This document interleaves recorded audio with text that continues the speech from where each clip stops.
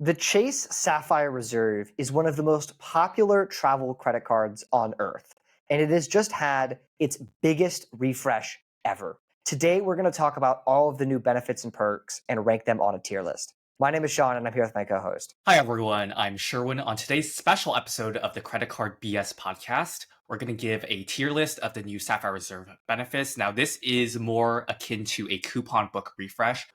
Previously, Sapphire Reserve was like a $550 annual fee card, and it had one major $300 travel credit.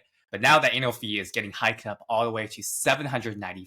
But it's going to come with a lot more credits.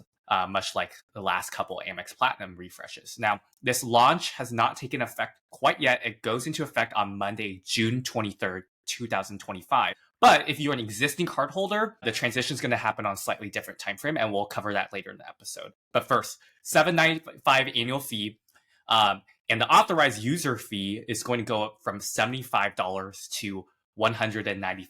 So definitely capturing the tippy top of the market. Like, this is even more expensive than the Amex Platinum card now. Now, there is rumor of a massive sign-up bonus. Sean, what's your prediction on what the bonus is going to be? Oh, geez. Okay, I'm going minimum 100K, right? Because that's like what the previous Sapphire Reserve launch bonus was. I will say, though, like if they just hit the same bonus that they did like 10 years ago, basically, and that's like their, massive bonus, it's like, I want to say if they're going to be like ultra competitive with this, 125 or 150. If we're gonna actually, my prediction, 125 or 150. Yeah, that's fair. I think I remember the Ink Preferred at one time had a high bonus of 120K, and there was a period of time where referrals were 40K, so you could basically get like 160K with one sign up. 100K is great, but it's actually wouldn't be like unprecedented for Chase to go even higher. So another interesting change that hasn't really been talked about a lot is that you can now hold the Sapphire Preferred and the Sapphire Reserve. Previously, if you had one of the Sapphire cards, you were allowed to apply for the other one. But you may or may not be able to get both bonuses because they are moving away from a fixed 48-month Sapphire bonus clock and toward an algorithm, proprietary algorithm that will determine bonus eligibility. Think sort of like American Express pop-up jails. Sean, do you think this bodes well or poorly for optimizers like a... I mean, I think it's kind of a mixed bag, and I think it will depend. We'll have to see how the algorithm works, and it will be kind of your mileage may vary. I think what's interesting is that since you can now hold both of these cards, right, you don't have this stupid 48-month clock. It seems a bit odd that you can hold both at the same time because it is kind of like one is a higher tier and one's a lower tier. But it's cool nonetheless. And I think if the algorithm is generous enough, right, it can benefit a lot of people if you're able to get both of the sign-up offers, especially what we'll see, what this new sign-up offer becomes here. I think we'll have to see. I think it's a little too early to tell. Yeah, honestly, I'm not super hopeful that you'll be able to get both the Sapphire Preferred and their Sapphire Reserve bonuses. My hunch is that they'll probably make your algorithm restrict you from getting another one if you got the other one recently. I'm also not optimistic about my own chances of getting this Sapphire Reserve bonus regardless, because like I already have a bunch of Chase cards. I've gotten a bunch of bonuses from them in the past. Like, they might not think I'm the most profitable customer. So even if I'm under 524, which I'm not, but even if I were, I think I might have more difficulty getting the bonus than previously under their general 48-month rule. Now let's talk about some multiplier changes. And everything is mostly pretty similar, but there is a key difference. So 3x dining is going to remain. 5x on Lyft is going to remain for the next few years. Now, and this is where we can start doing our tier list rankings. Chase Travel used to have 5x on flights and 10x on hotels and car rentals. Now they're changing that to 8x across the board. So flights going up from 5, and hotels and car rentals would be going down from 10 to X. Sean, what's your take? I mean, I'm never a multiplier guy, right? That to begin with. I think that the 3x dining remaining, that's good. 4x on flights and hotels purchased direct, I think is pretty interesting because you're now competing with the Amex Platinum in terms of its 5x flights direct, but you have better insurances because it's a Visa Infinite card as opposed to an American Express card. As far as the hotels go as well, I think it's also very interesting because now I would argue it outcompetes the Bonvoy cards even at Bonvoy properties, because Bonvoy cards are in 6x with Bonvoy points, but 4x Chase, in my opinion, is vastly better than 6x Bonvoy. So overall, I'd probably give these multipliers like a B minus, a C plus, like in terms of like a relative change, right, compared to before.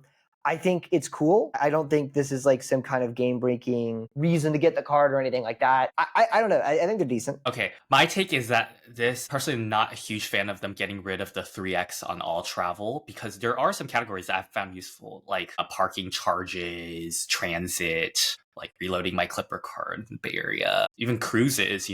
These are not things you can now get an extra multiplier on. 4x on flights and hotels purchased direct is cool, but I think they're sort of trying to compete with the autograph journey in a sense, which has 5x on hotels direct and 4x on flights direct. The Chase Travel 8x, I'm kind of ambivalent about. I don't really care because I don't use that much. Now, the funny thing now is that now that I've gotten rid of the 3x on travel category, the Ink Preferred, the $95 Ink Preferred card still has a 3x travel. Now, my gut is that they are going to refresh the Ink Preferred relatively soon, and that's going to go away. But if you want to keep your 3x travel, that is probably the card to go with. Cool. The next change to cover, and I find this one's slightly interesting, is the travel portal redemption rate is changing. So one of the longstanding perks of the Sapphire Reserve is that you can book any hotel, flight, cruise, whatever on a travel portal, and you can redeem Chase points against that at a fixed 1.5 cents per point, so of the cash rate. So these are not award chart redemptions. These are straight off the portal, but using your points to cover the purchase. Fixed 1.5 cents per point. Now, they're changing this to points boosts. So these are certain opportunities to get up to 2 cents per point on certain redemptions, such as business and first class on certain airlines. However, the general Sapphire Reserve travel portal redemption rate is going down to 1x instead of 1.5 cents per point. And another thing I noticed is that the Edit hotels, which is like Chase's new like Fine Hotels and Resorts equivalent, those hotels can be booked for 2 cents per point with this points boosting. But again, that general 1.5 cents per point is going down. Sean, what is your take on this before I give it a rating as well? Yeah. So I'm actually a fan of this, somewhat a fan of this. I think it, for people that want to book economy flights, obviously it's a big L. Using points through a travel portal for like business or first class on airlines, 99% of cases, it's going to be a really bad use of your points because these fares are still astronomically high in the cash prices, meaning they're still going to be very high in the points prices. I am really a fan, though, of the 2 cents per point at the Edit. And the reason why is it now kind of fills a niche that a lot of like points currencies don't, in that for these hotels, I'm assuming, right, if it's a similar collection of hotels as in the other luxury portals like FHR, you'll be able to find luxury $250 a night hotels in certain markets. And I think that's really interesting because then you can get really good redemption rates at these cheap luxury hotels. And I think it's kind of a niche that a lot of like other points programs don't fill, right? And because usually a lot of like hotel points you want to use at the high end. Hyatt, of course, is an exception. You can use as other like at high end and low end depending on the redemption rates. But I think this is going to fill a market where it's really difficult to use points in a lot of other circumstances. But now you can stay these luxury hotels for a reasonable amount of points. So I am a fan of this Edit one. I guess this overall change, I'll give it a B+. I could see a lot of people not liking it, but for me personally, this is a win because I would never use the Chase travel portal otherwise. Yeah, I'm actually of a similar opinion. I never relied on the travel portal's 1.5 cents per point anyway because I'm an optimized. I'd rather like save my points until I can get at least 2 cents per point. So, but this is obviously super bad for people who want flexibility or don't like having to research awards and award availabilities, learn charts, and just want to be able to book stuff easily with like decent value, even if it's not outsized value, right? But I think it's good for optimizers like us. I'd rather get some opportunities to book at 2 cents per point occasionally than always having 1.5 cents per point. But that's a very personal take. So I'm going to put this at A tier, but I know a lot of people are going to disagree with me on this, but that's fine. Now, ironically, this does mean that the Sapphire Preferred and Ink Preferred has a higher travel portal general redemption rate at 1.25x over this new Sapphire Reserve at 1x. But again, my prediction is that they will refresh those cards as well. They will probably come down to 1x as well. Cool.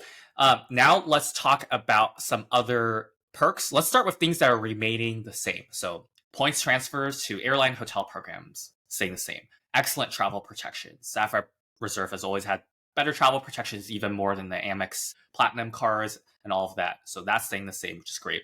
Priority Pass staying the same. They do not have restaurants because that was removed a while ago, and that's not coming back. Chase Sapphire Lounge Access, good benefit. Air Canada Maple Leaf Lounge Access. Not many people know about this, but this has been a benefit of the Sapphire Reserve card and continues to be. And authorized users get lounge access. Now, the biggest thing that stayed the same that surprised me was actually the $300 flexible travel credit. And this completely changes the equation for me, in my opinion. When rumors of this card refresh leaked out earlier, I thought that the $300 travel credit was going away and being replaced by all of these other random ass coupon credits. But it turns out they are keeping the $300 credit and adding those additional coupon credits in particular. So honestly, I'm going to go S tier on this $300 travel credit. It's so easy to use. You don't need to call in or anything. You don't need to play tricks like the Amex flight credit, right? It's literally any travel purchase, even booked directly, not even through the portal, like Capital One counts. Things like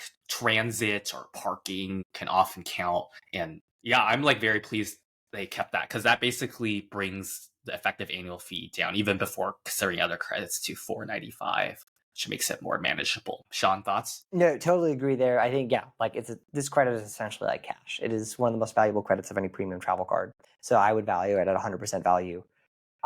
Yeah, totally agree. Yeah, so it's staying the same. There is one minor change, though, is that in the terms and conditions, they have added new language pertaining to this $300 travel credit. And it says, quote, we may reverse statement credits if an eligible purchase is returned, canceled, or modified, or if you close your account within 90 days of receiving a statement credit, end quote. Now, we don't know if this will actually change their computer system directly, but in the past, you have been able to sort of double dip where, like, if your new credit, anniversary credit, rolls around, you can use that $300 before you have to pay your annual fee.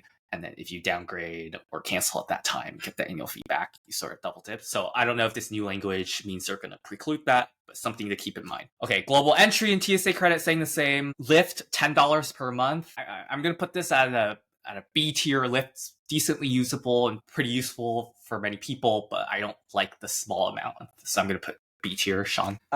Yeah, I mean, I'll give it like a B minus personally because I don't like how you can't like use these internationally. Same with the Uber credits. That always becomes annoying for me because most of the time I take ride shares internationally. I will say I do not value this at $120 a year though, because I think I'm not sure about Lyft, but at least Uber has been known for like algorithmically increasing your prices if they know you have like credits in your account or like you have gift card balance in your account or something. So like I would not value it fully because of that.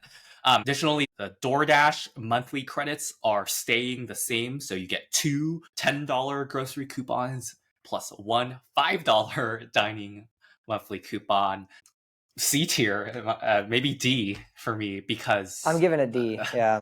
Yeah. Okay. Let's not spend too much time on that. Let's move on to the new benefits. Okay. Interesting. IHG Platinum through December 2027.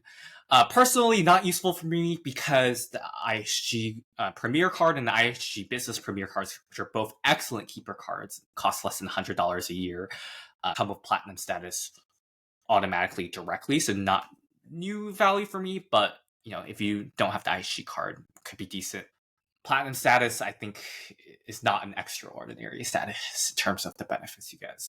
B tier? Yeah, I'm gonna rank it the same. Same situation, right? IHG cards. Or to get the platinum, you can get platinum also by buying IHG Ambassador. Costs $200 a year. If you're staying at Intercontinentals a lot, just buy Ambassador if you don't have the card. I have Diamond through spending on the IHG card anyway, so this perk is literally useless to me, but I understand like why someone, if they don't want to get a bunch of Chase cards, like it's now becoming more of an all-around card. Yeah, it's there. It's something. Yeah, cool. Okay, you also get free Apple TV Plus and free Apple Music. This one's cool. I think it's pretty unique.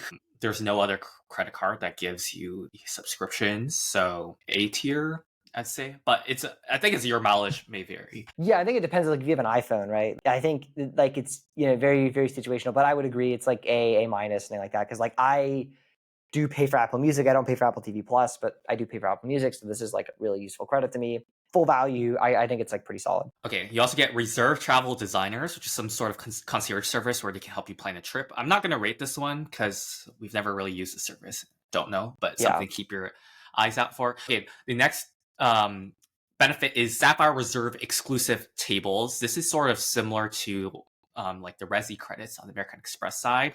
So it's $150 per 6 months, so $300 a year, once from January through June and once from July through December, which makes it really interesting because you do not actually need to make a reservation or pay through Chase or Open Table to earn this rebate. You just have to go to one of the restaurants participating in the program and just dine there, use the card, $150 back every 6 months. I think this is a great benefit, honestly.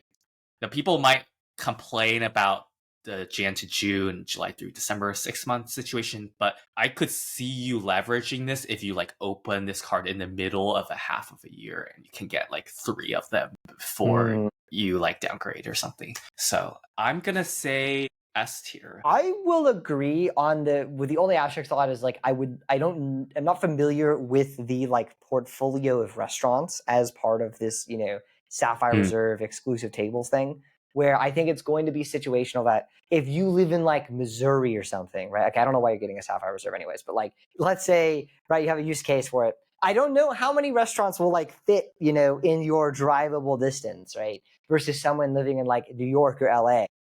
Yeah. Obviously, like all these credits to a degree, right, has a similar thing. But like, I think this type of credit more specifically because, right, you need to be like at a restaurant in person to use it. It needs to be in their portfolio. I will say it has like the potential to be an S tier credit and I like how it's broken up every 6 months, but it's like a pretty large credit, right? Like you could very comfortably have a nice dinner for 2 people on this. Yeah.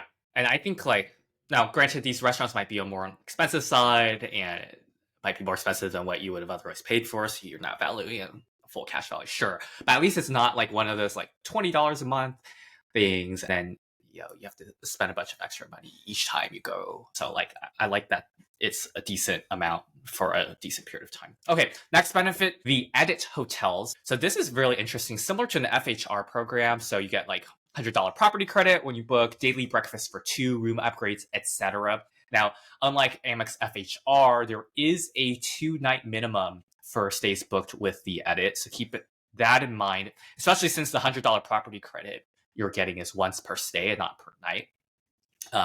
It's sort of like half the value of an FHR booking, assuming you're sticking to the minimum night lengths to this. However, the credit itself is decently sizable. You're getting $500 a year split up $250 per 6 months, so $250 Jan to June, $250 July through December, for prepaid bookings made with the edit.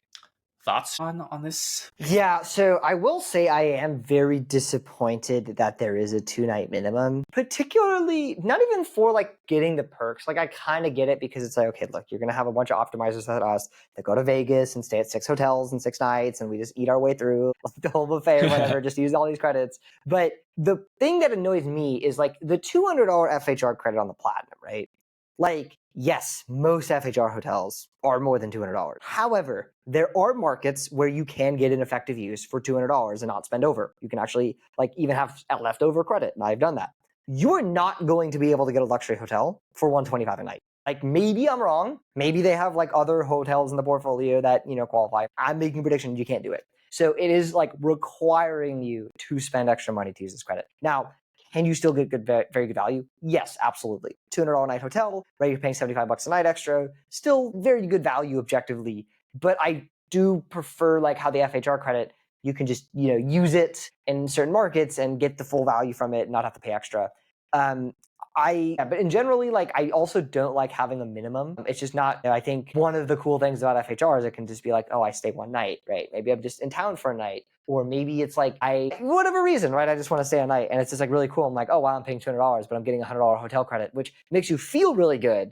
But obviously it doesn't cost the hotel $100 to give you that credit. It costs them like nothing. So like it kind of works out for both parties. So I'm going to give this I'll give it an A- because I think it has like a good potential, but I think there's some caveats that, aren't Sure. great. Yeah. I think that's a really good point about the 2-night minimum, changing the value proposition a bit. I will say I did sort of take a quick peek at portfolio, specifically Las Vegas, and their options in Vegas are decent. If you're trying to like optimize credit, not spend too much out of pocket, look into the Vegas options. Another interesting thing you can do is, I believe you can split your purchase with like points and cash. So like say, now that this is really interesting because remember we talked about the points boost. You can get 2 cents per point for edit hotels, right? So you could, let's say you have like a $400 booking, you can allocate $250 from to be charged to your card as cash, prepaid, and that would take off this credit, and then the rest you pay 2 cents per point for. And I think with this combo, that is pretty solid. Now, yeah, I think the fact that the amount is hefty, like $250 per 6 months, so $500 a year, that portion is S tier. The 2-night minimum is like a B tier situation. So I'm going to average it out to A tier as well. I still think this is something I would try to use if I kept this card. And my prediction is that Amex is not going to want to be outclassed. So they're going to match this or do something similar where it's going to be more than $100 per year. But I would not be surprised if they split it like every 6 months as well. Yeah, I could totally see them doing like a $200 like twice a year kind of thing. Real quickly, because I don't want to take too much time on this, but when you were checking like the Vegas portfolio of hotels, did they have any hotels on the edit that FHR doesn't have? Yes. So remember, all the MGM properties basically left FHR, and I did see a bunch of MGM options such as Aria, even like more budget-friendly options like Park MGM, right, can be a good deal on certain dates. You actually might be able to not go too much over the 250. So yeah, definitely worth checking out, at least for now. Cool. Next benefit, let's move right along. StubHub, very interesting credit. $150 every 6 months for $300 per year. Same thing Jan through June and July through December for StubHub.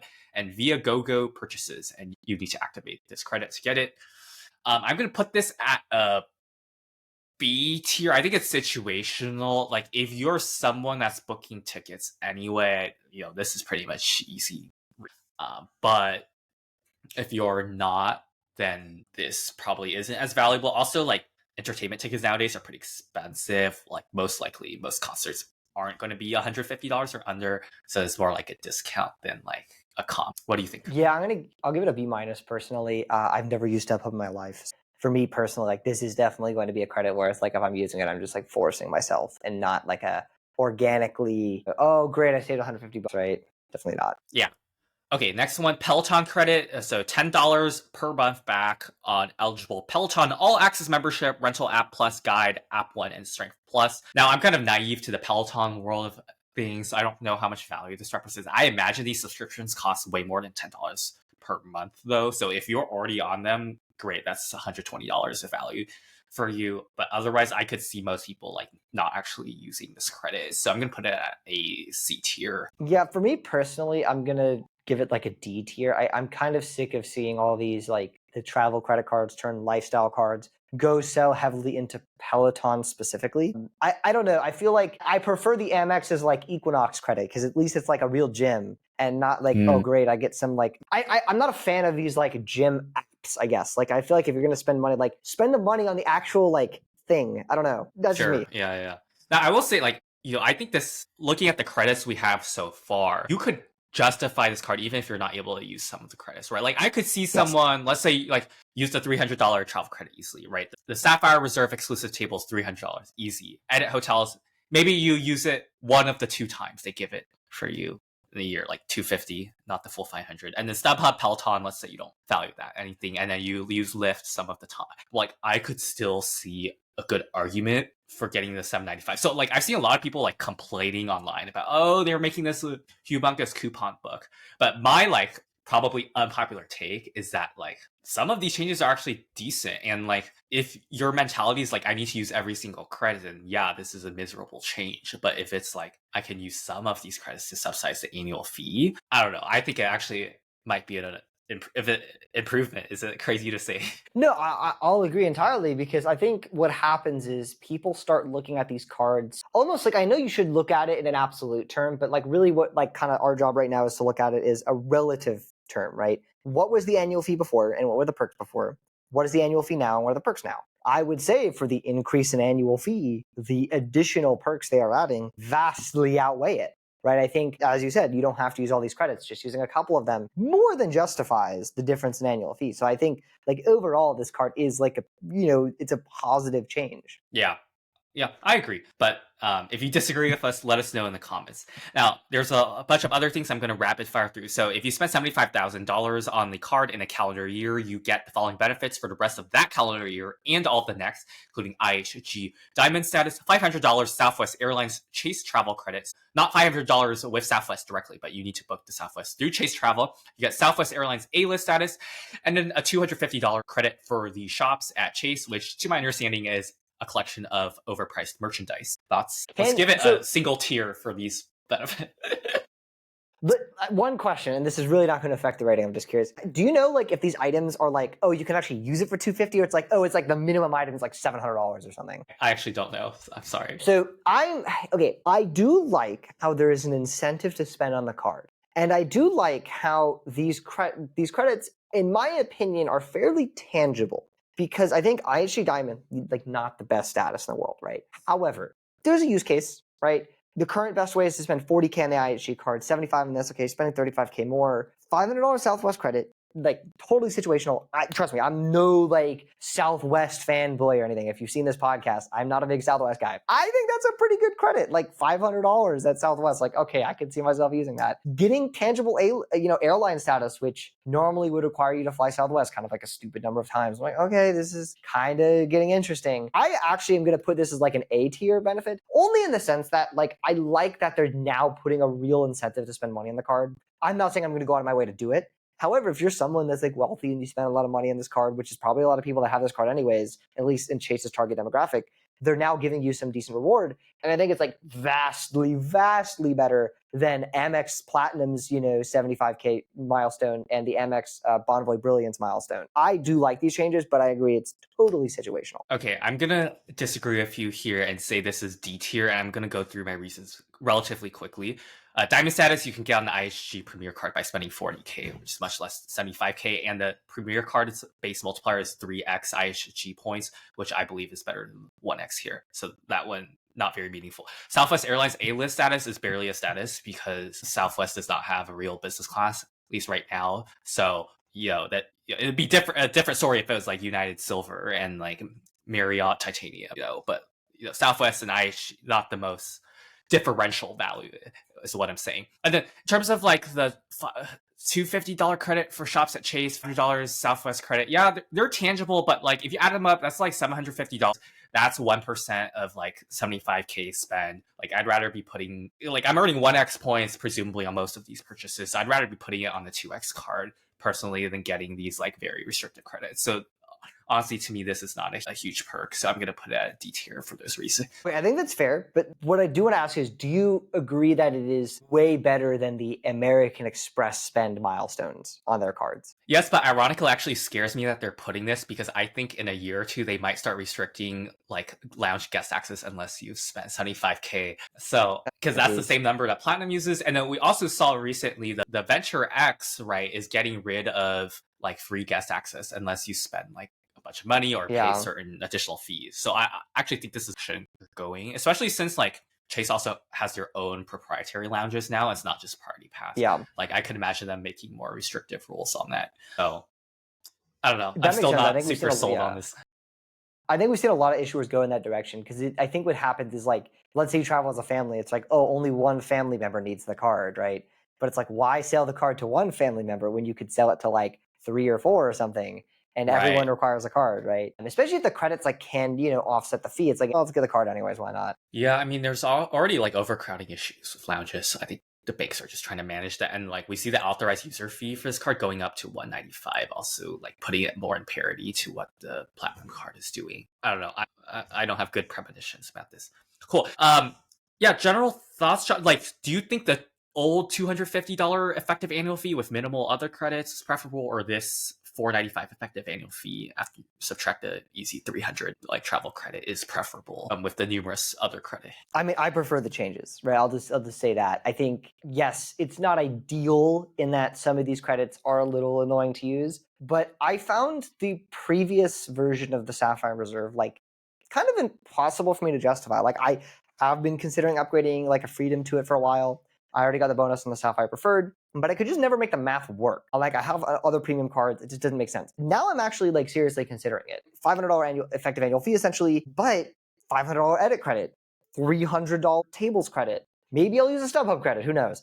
But I think like just even those first 2 credits right there, I'm like, oh, this is already getting kind of tempting. And then there's going to be a nice sign-up bonus coming soon. So I'm like, I'm kind of tempted to get this, especially now. The Chase, if I had to predict, they're going to be like more lenient on the approvals, especially at first. They're going to, have a good sign-up offer. That's my prediction, just because, you launch a new product or you kind of like revise a new product. You're going to want like to show an initial success on this. And I feel like the people behind this at Chase are going to want to make sure that like people are able to get this card. So I'm considering it now. Like, I think it's definitely a positive change. Yeah. Do you think they will make a 524 exception at launch to boost up the sign up numbers? Is this going to affect your personal 524 strategy, Sean? I would not be surprised if they have this card bypasses 524, at least in maybe some circumstances. I'm not saying like over your 1224 or something, but maybe you're 5, maybe you're 6. I could see it. I'm not saying it will. I'm not saying it, but I see there being a possibility. I think that's One can hope. possible. One can hope. Okay,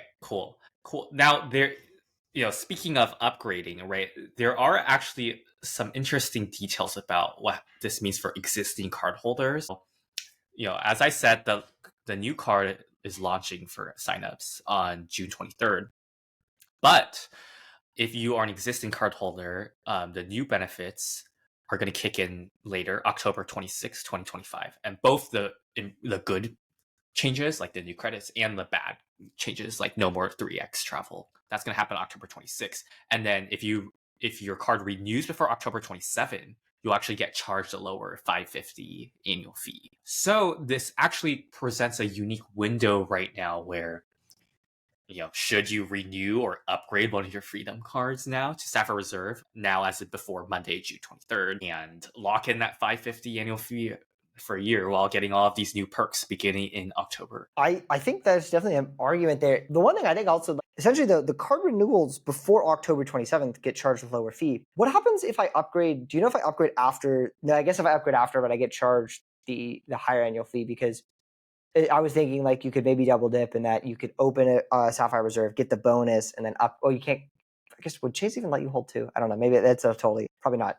But I think there's an argument like if you don't think you can get the bonus. Yeah, but I mean the current bonus is going to be a lot lower than the new bonus. I would say honestly, just go for the new bonus rather. Oh than no, I agree, upgrade 100%. now. Yeah, because like I'd rather pay $7.95, get a gigantic bonus, than get like the lackluster bonus, pay $5.50. But the question is like if you already have a Sapphire Reserve, actually my card renews like next month, like on annual fee will post on July 1st, right? So I'm going to get $550 annual fee. And I was originally thinking of just downgrading it, but now, if I can pay $550 and still get the $300 travel credit as well as all of these other credits, I'm sort of more willing to stick around for another year. Like ironically, as much as people hate the coupon book stuff. Yeah, that makes sense. Well, okay, so we're out of time to cover the Sapphire Reserve business card that they launched. We'll probably do that in another episode, but it's also another card launched with a $795. So worth checking out at a later time. But